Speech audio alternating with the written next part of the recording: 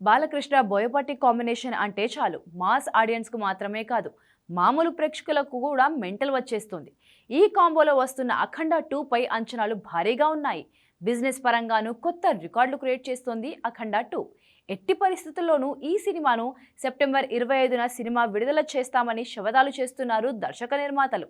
అనుకున్న టైంకు ఖచ్చితంగా సినిమా వస్తుంది. బ్లాక్ బస్టర్ కొడుతున్నామంటూ బాలయ్య కూడా అభిమానులకు ప్రామిస్ చేశాడు. తాజాగా అఖండ 2 డబ్బింగ్ కూడా పూర్తి చేశాడు బాలయ్య. ఇదే విషయాన్ని అధికారికంగా ప్రకటించాడు బోయపాటి. పైగా సెప్టెంబర్ 25 అంటూ మరోసారి డేట్ లాక్ చేశారు మేకర్స్. ఈ లెక్కన ఓజీతో యుద్ధం కన్ఫర్మ్. చివరి నిమిషంలో అయిన అఖండ 2 సినిమా ఖచ్చితంగా వెనక్కి వెళ్ళిపోతుందని నమ్ముతున్న వాళ్లకు పదే పదే షాక్ ఇస్తూనే ఉన్నారు మేకర్స్. ఖచ్చితంగా మేము వస్తున్నాం, మీరే ఆలోచించుకోండి అంటున్నారు.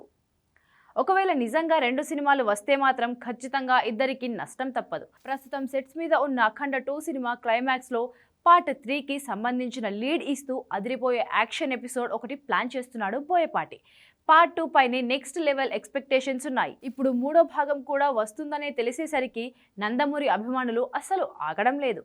అఖండ 3 గురించి తెలిసాక వాళ్ళు గాల్లో తేలిపోతున్నారు.